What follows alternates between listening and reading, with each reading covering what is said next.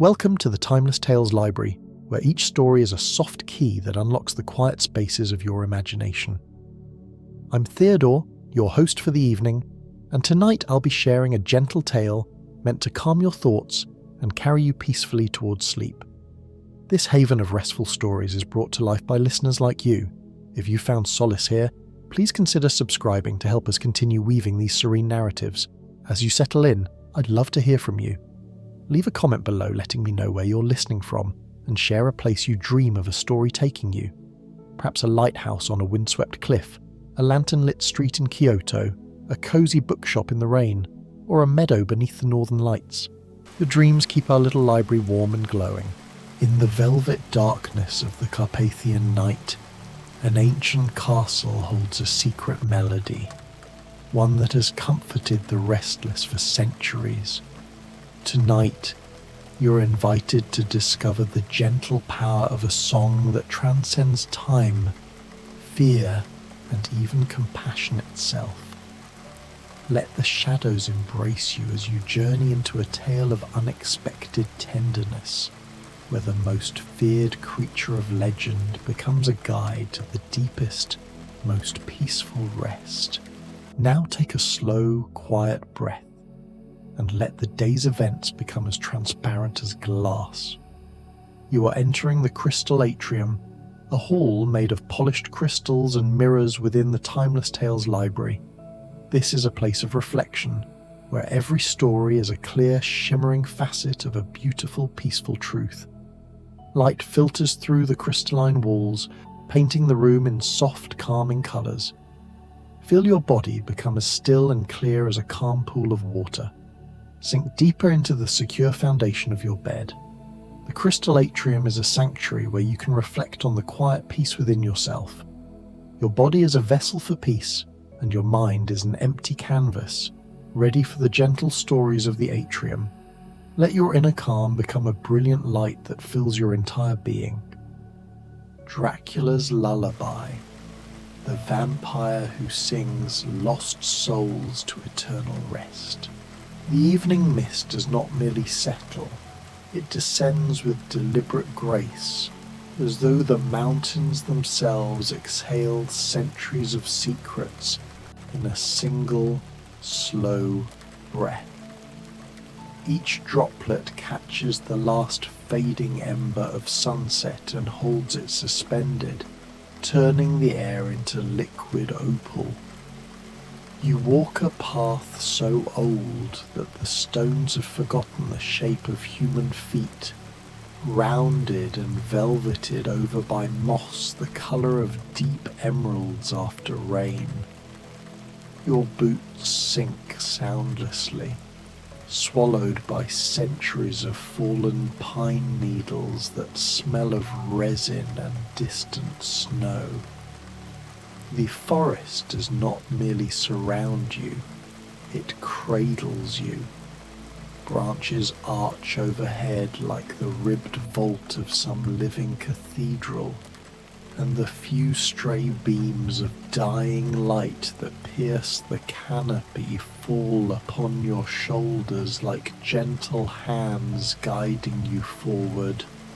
There is no chill tonight, no bite of autumn wind, only a perfect stillness of temperature that feels almost conspiratorial, as if the night itself has agreed to suspend every discomfort so that you may arrive unburdened. You have walked for hours, or perhaps only minutes. Time has already begun to loosen its grip, and yet you are not tired. Something inside you, something older than memory, recognizes this road. It is the same feeling one has upon waking from a dream of childhood and discovering, for one fleeting instant, that the walls of your bedroom are exactly where they were 30 years ago. Homecoming without recollection. High above, the pines sway in slow hypnotic rhythm, though no breeze touches your skin. Their needles whisper against one another in a language of sighs and susurrations. The first stars appear not with a twinkle, but with solemn ceremony, each one igniting like a candle carried by an invisible acolyte into the vast nave of the sky. And then the moon rises, full, immense, impossibly close, its face scarred and ancient, yet radiant with a tenderness that makes your throat ache. Silver light pours through the branches in slow, deliberate rivers, pooling on the path ahead of you in perfect circles that seem placed there just for your feet. You step from one pool to the next as though crossing stepping stones across an invisible river of night.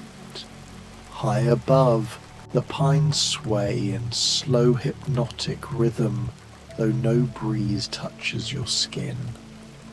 Their needles whisper against one another in a language of sighs and susurrations. The first stars appear not with a twinkle, but with solemn ceremony, each one igniting like a candle carried by an invisible acolyte into the vast nave of the sky. And then the moon rises, full, immense, impossibly close, its face scarred and ancient, yet radiant with a tenderness that makes your throat ache. Silver light pours through the branches in slow, deliberate rivers, pooling on the path ahead of you in perfect circles that seem placed there just for your feet. You step from one pool to the next as though crossing stepping stones across an invisible river of night.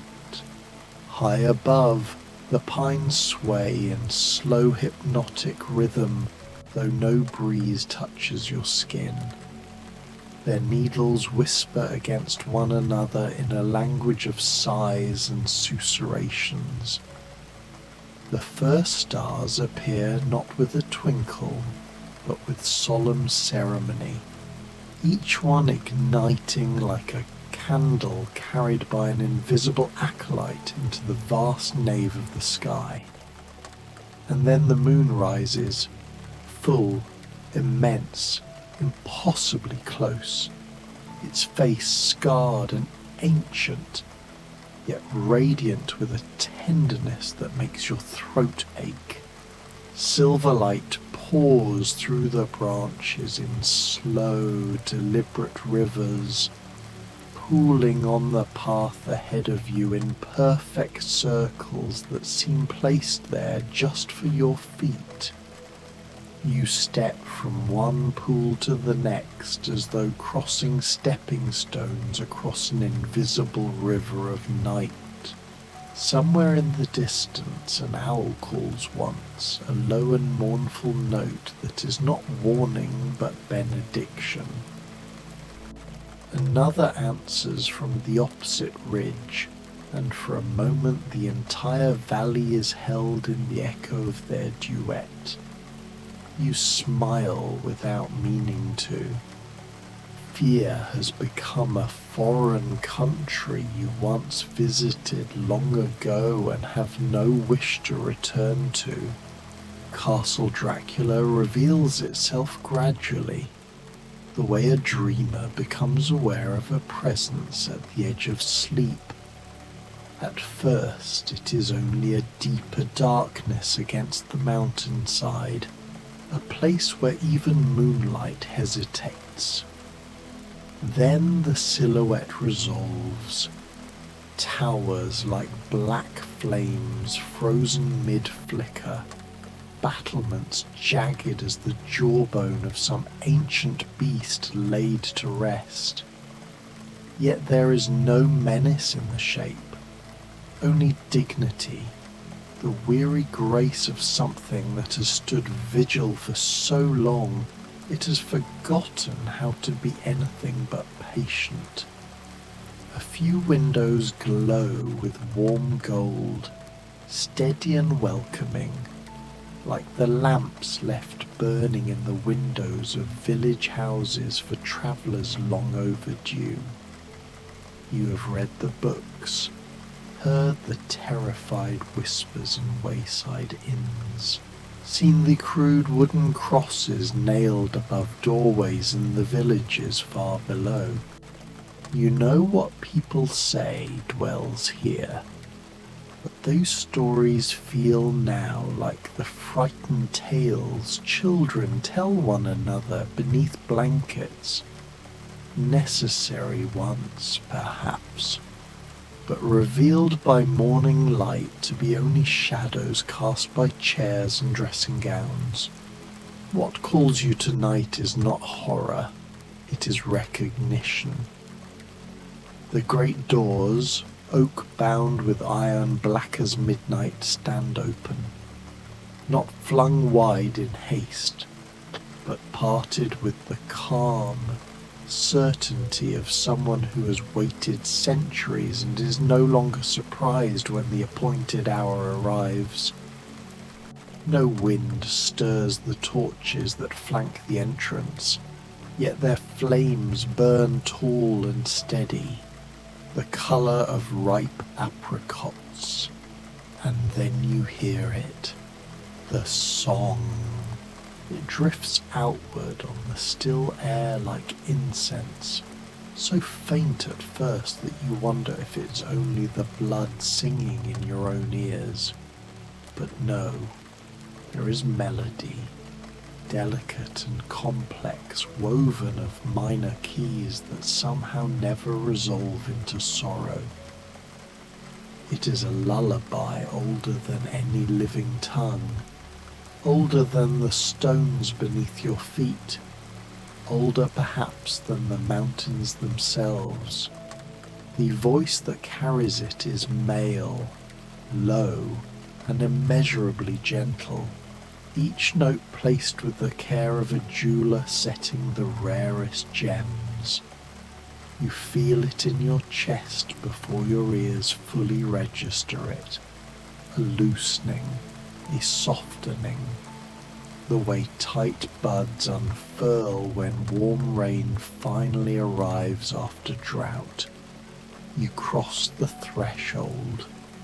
The entrance hall is vast enough to swallow cathedrals. Columns rise into darkness so complete that their capitals are lost from sight, giving the impression that the ceiling is the sky itself.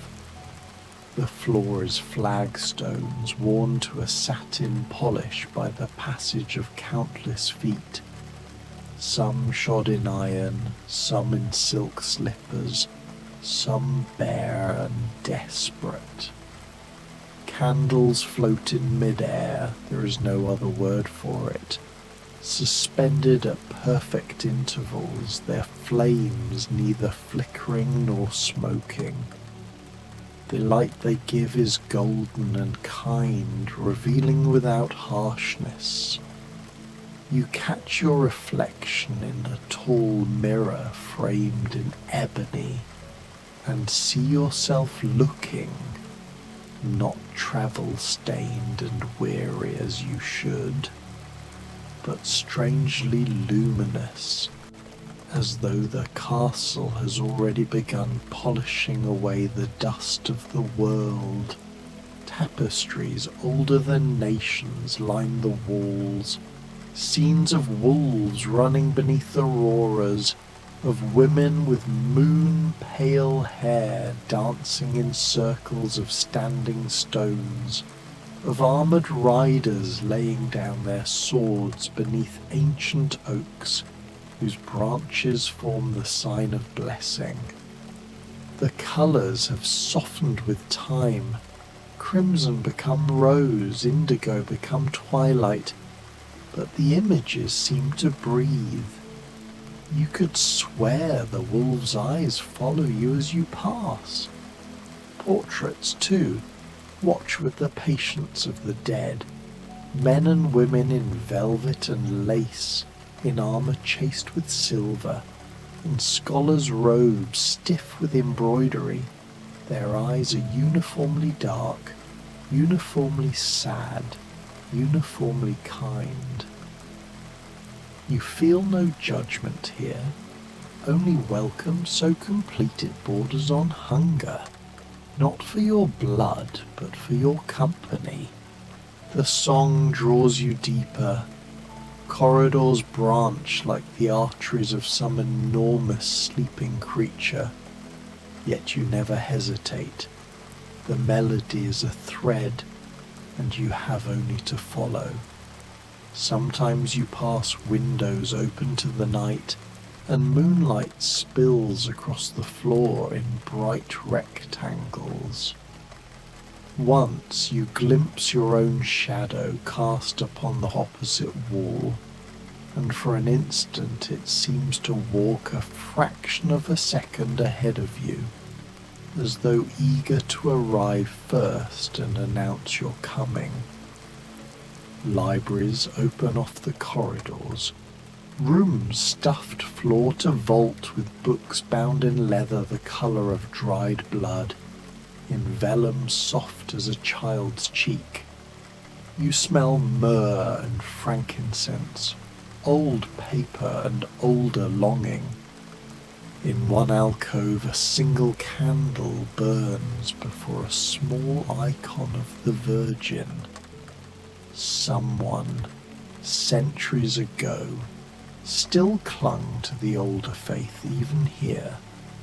The flame has never been allowed to die. At last you reach the heart. The doorway is framed by a curtain of velvet so dark it seems to drink the light. When you touch it, the fabric is warm, almost alive, and parts with a sigh that might be relief.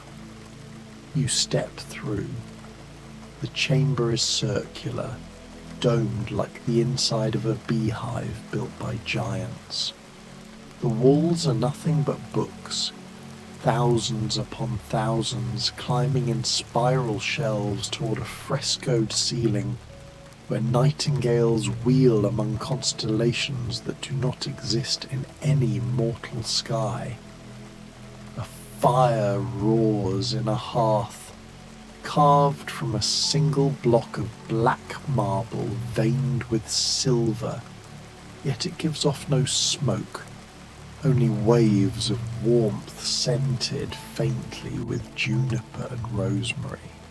Armchairs and settees of dark wood and darker leather are arranged in conversational circles, their cushions plump with down centuries old yet still resilient.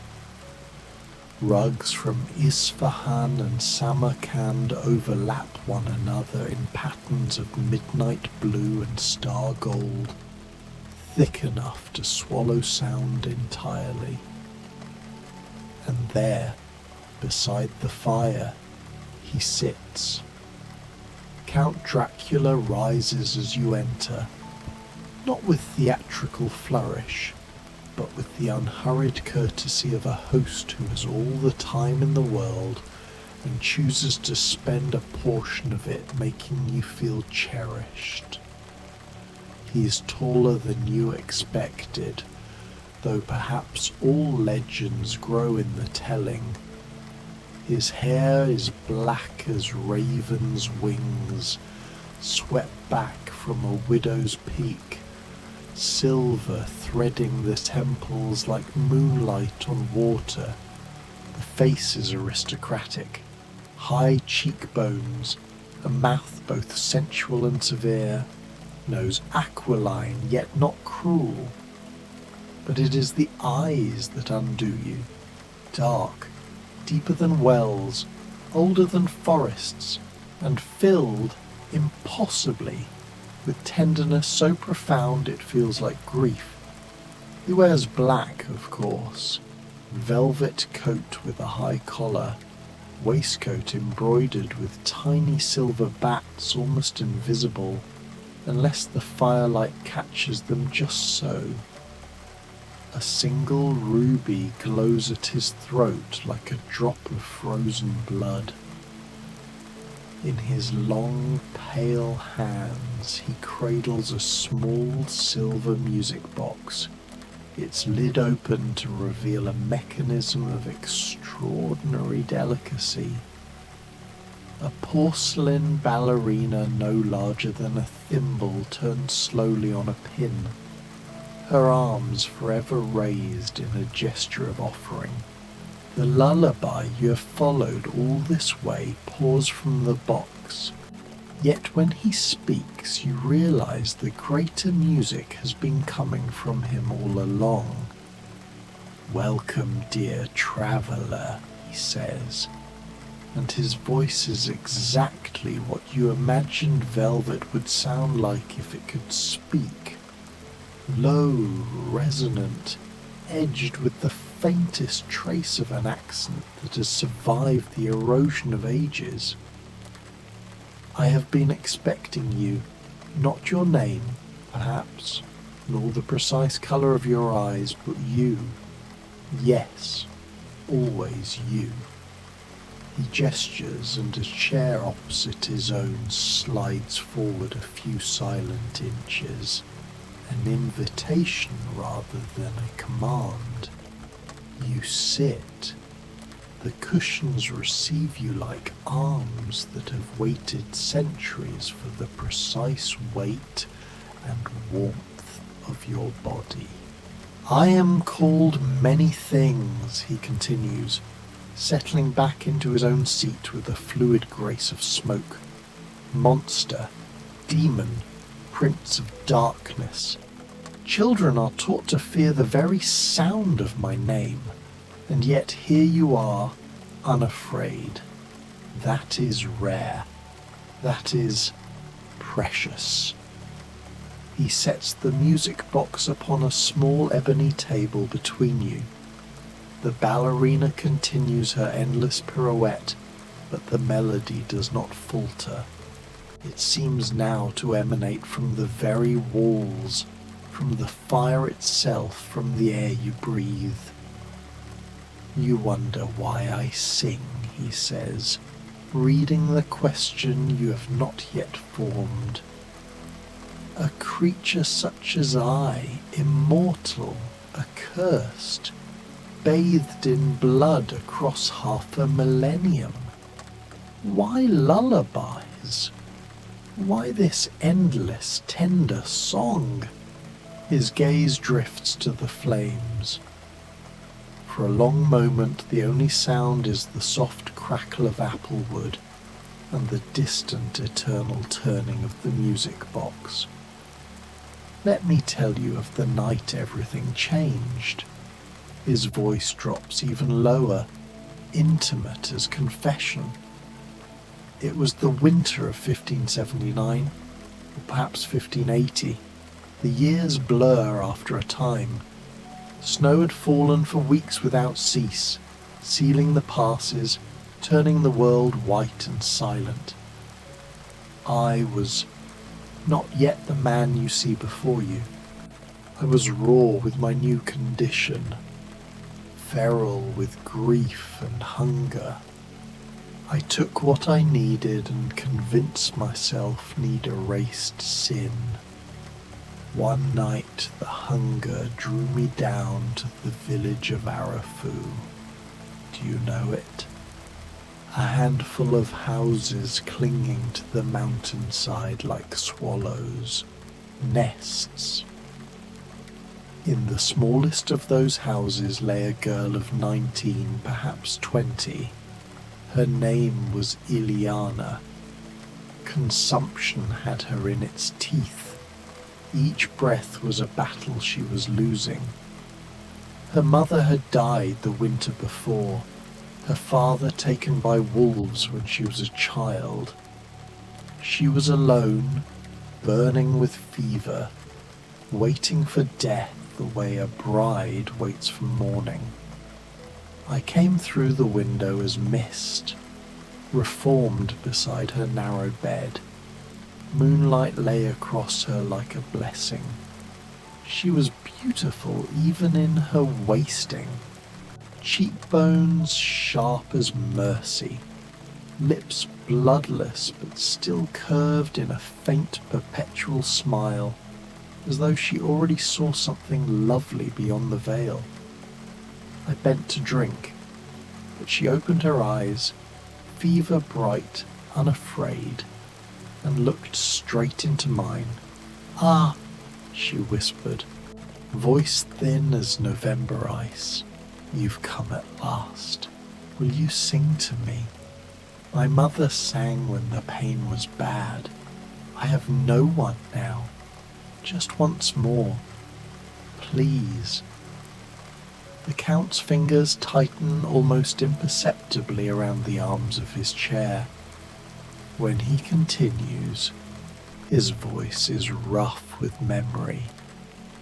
I had not sung since my own mother tucked me into a cradle beneath these very walls, before war and betrayal and the long night took everything gentle from me.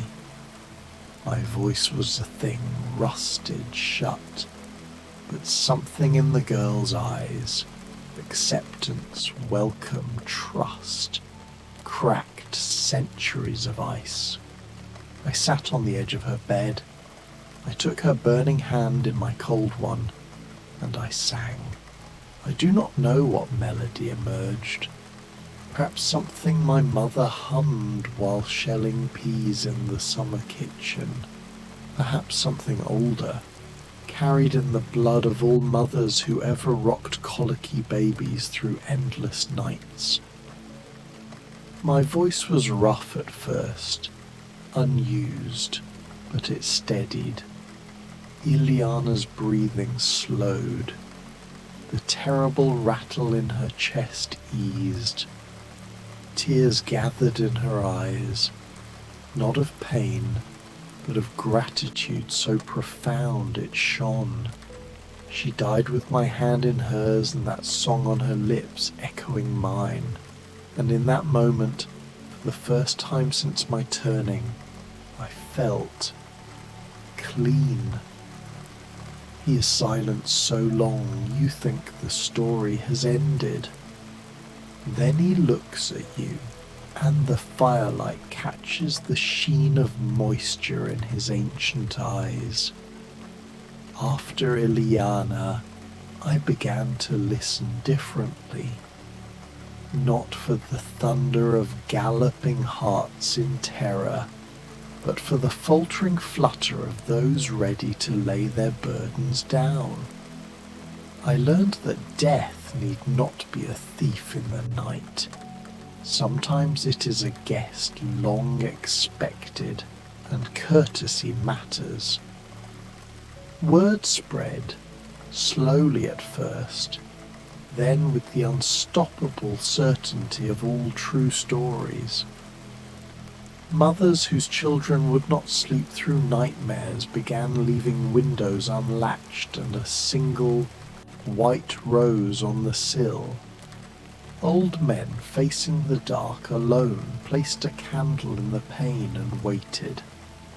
They didn't ask for life, only for peace.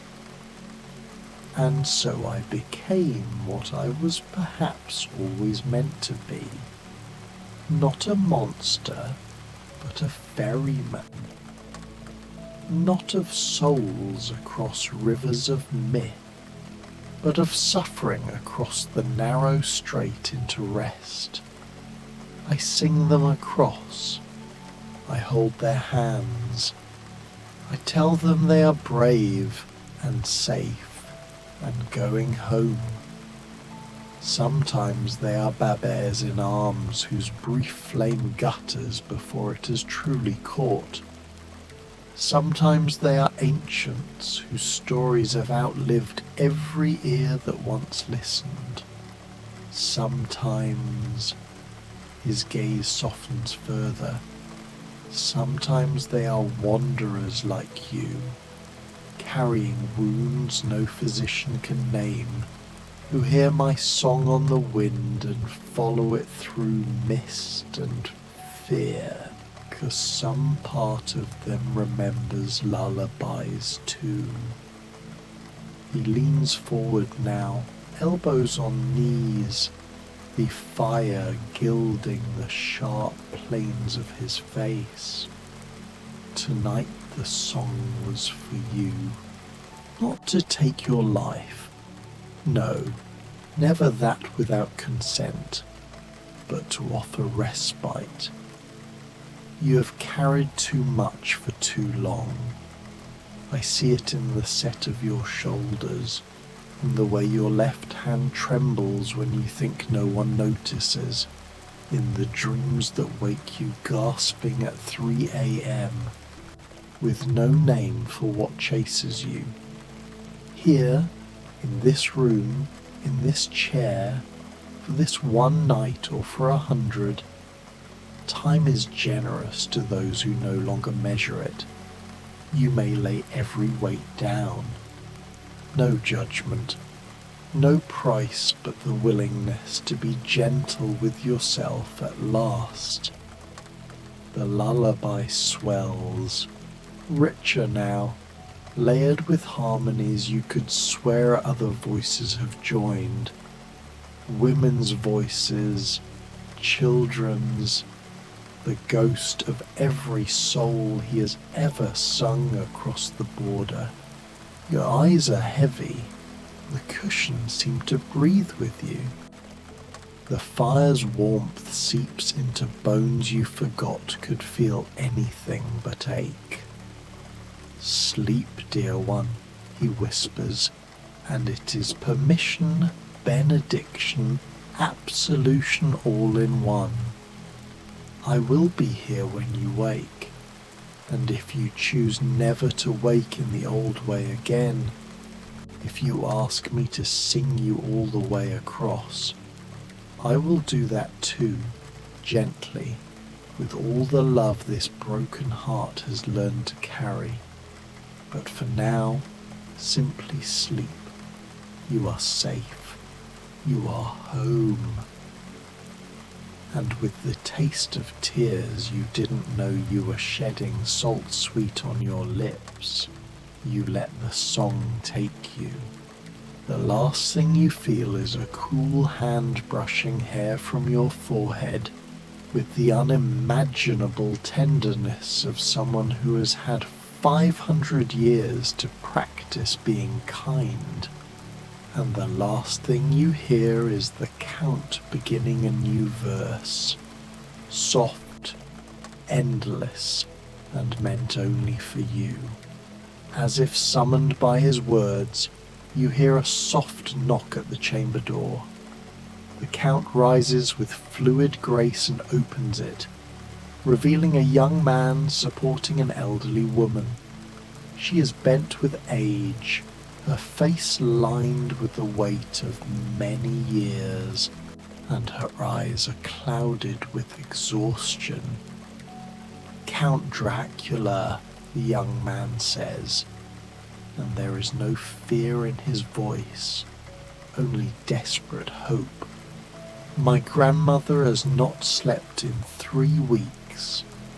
She's tormented by dreams of my grandfather, who passed last winter. She sees him calling to her, but she's afraid to follow. Please, can you help her? The Count's expression fills with compassion, and he reaches out to take the old woman's frail hand in his own pale one. Of course, he says gently, come, grandmother. Let me sing you to peace. He guides her to a chaise near the fire, settling her among cushions and soft blankets with a tenderness that brings tears to your eyes. The young man kisses her forehead and withdraws, closing the door softly behind him. The old woman looks up at the Count with eyes that are suddenly clear and bright. I remember you, she whispers. You sang to my mother when I was a child. I heard you through the door, and I have never forgotten that sound. I have been waiting all these years, knowing that when my time came, you would sing for me too.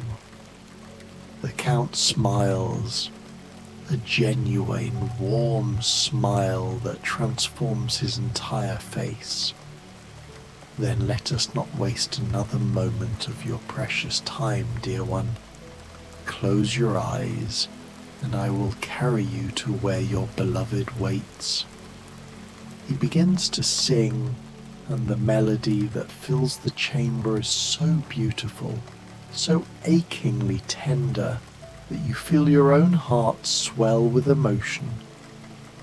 It is a song of love and loss, of memory and hope, of the thin veil between this world and the next. As he sings, the old woman's face relaxes, the lines of pain and worry smoothing away. Her breathing deepens and slows, falling into rhythm with the music, and a smile touches her lips. You watch, transfixed, as something miraculous happens.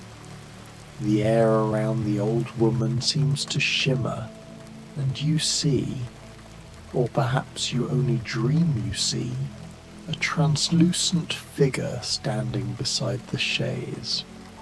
It is an old man, his form made of moonlight and memory, and he is reaching down toward the woman with infinite gentleness.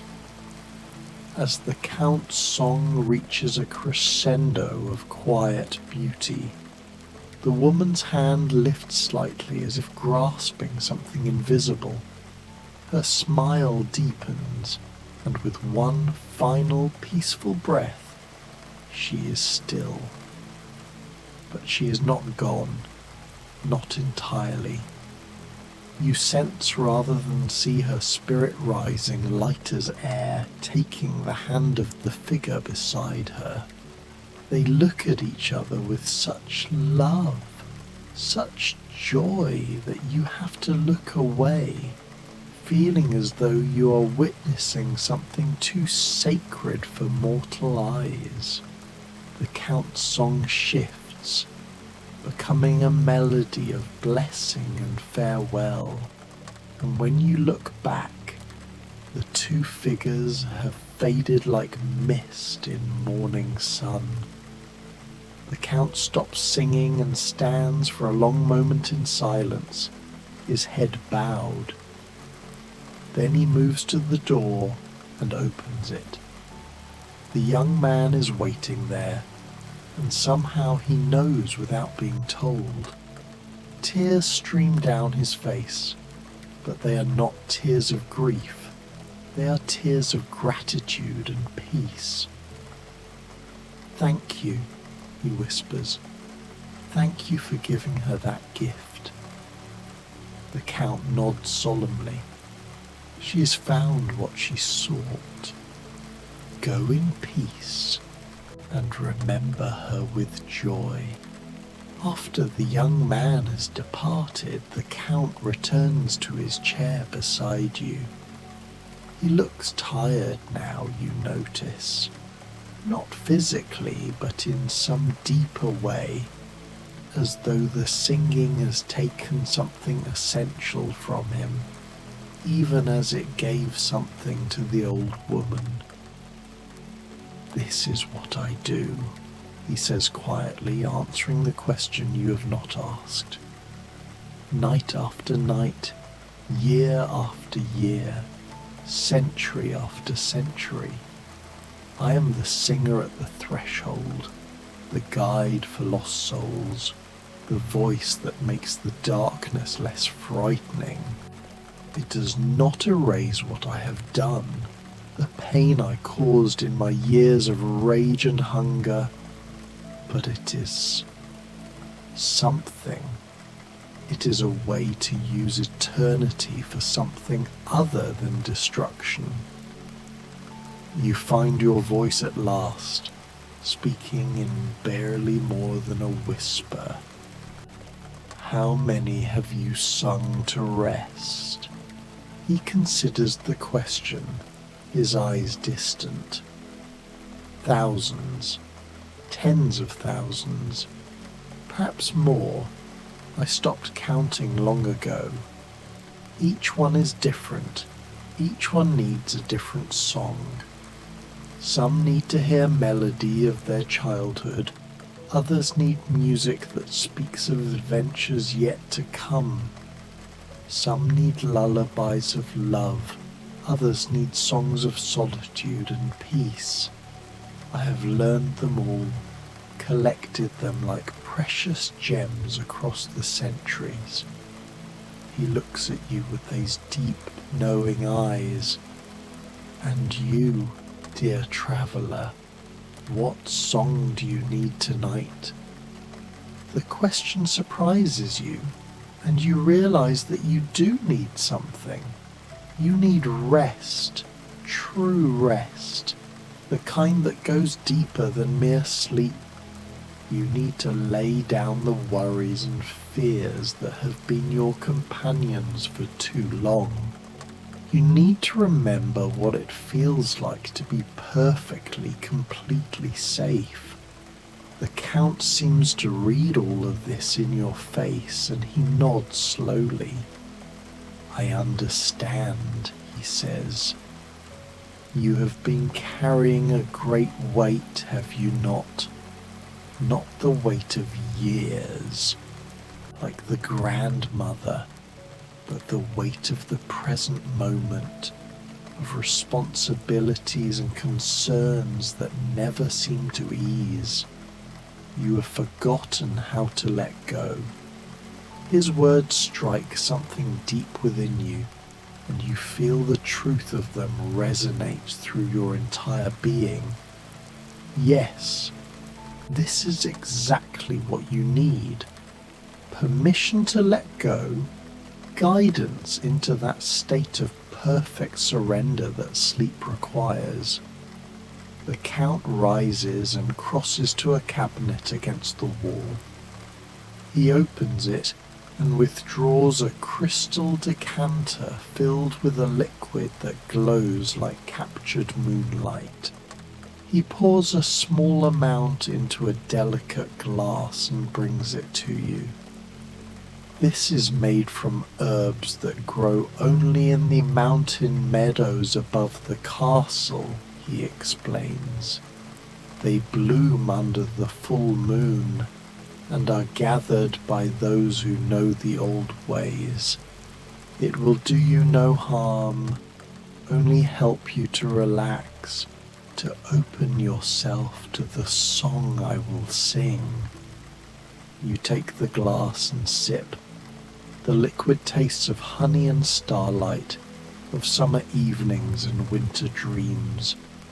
Warmth spreads through you, not the heat of fire, but a gentle suffusion of comfort that reaches into every corner of your body. Your eyelids grow heavy, and you sink deeper into the chair. Good, the Count murmurs. Now close your eyes and listen. Let my voice carry you where you need to go. You close your eyes, and the darkness behind your lids is not frightening but welcoming, like a familiar room at the end of a long day. The Count begins to sing, and his voice surrounds you, cradles you, lifts you up and carries you away. The song is wordless, but it speaks volumes.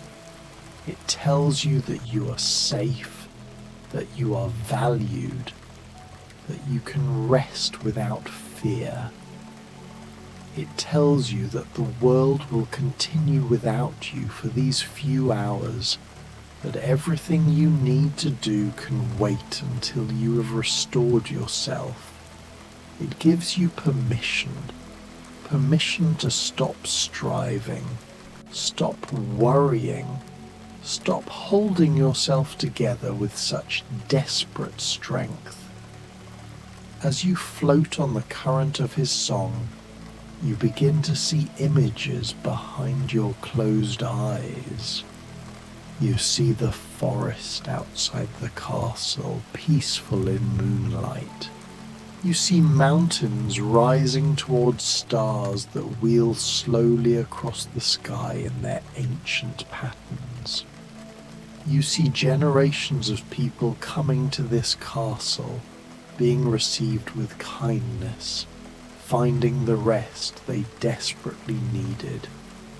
You see the Count himself as he once was, a young man, afraid and alone, transformed against his will into something he did not understand, and you see him learning, slowly and painfully, to transform his curse into a gift.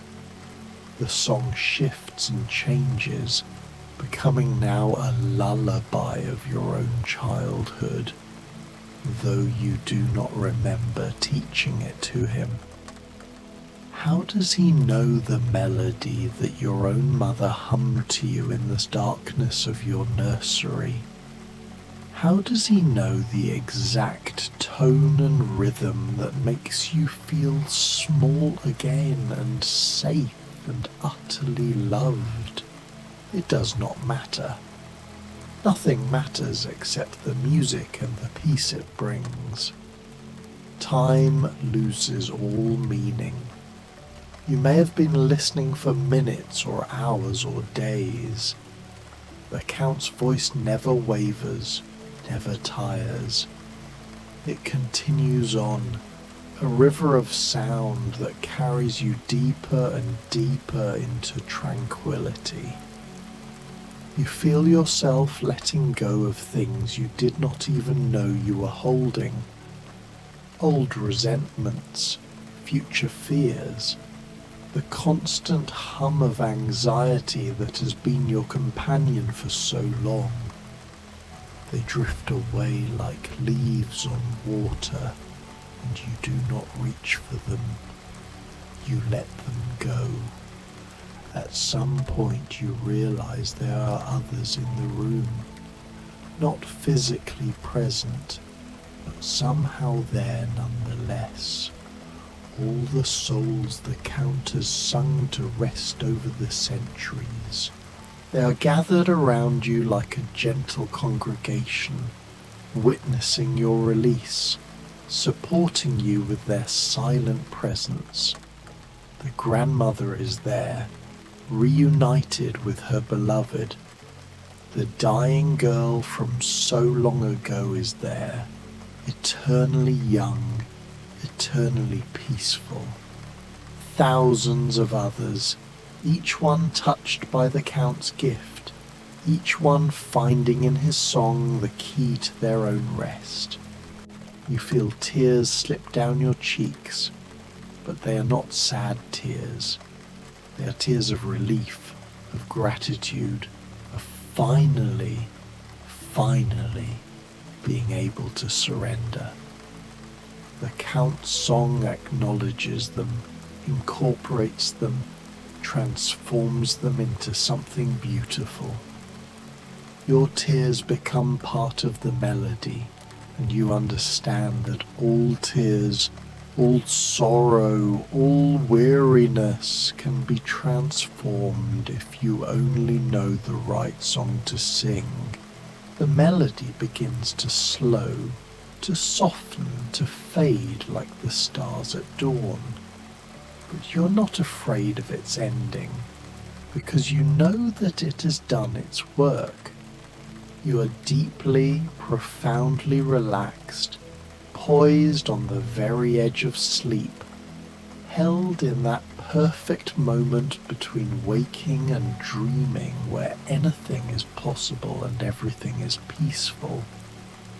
The Count's voice drops to barely a whisper, a breath of sound, a memory of music. and then it stops. You open your eyes, or perhaps you only dream you do. The Count is watching you with an expression of deep satisfaction. The fire has burned down to glowing embers, and the first grey light of dawn is beginning to seep through the narrow windows. "How do you feel?" he asks softly. You consider the question and realize that you feel renewed, restored, ready to rest in a way you have not been ready in longer than you can remember. The weight you have been carrying is not gone entirely. You know it will return with the day, with the world, with the demands of living. But for now, for this moment, you are free of it. "Thank you," you whisper, and the words feel inadequate for what he has given you. He smiles. "You are welcome, and you may return whenever the weight becomes too much to bear. The doors of Castle Dracula are always open to those who seek rest. Remember that." He rises and offers you his hand, helping you to your feet. Your legs are steady beneath you, your body loose and relaxed.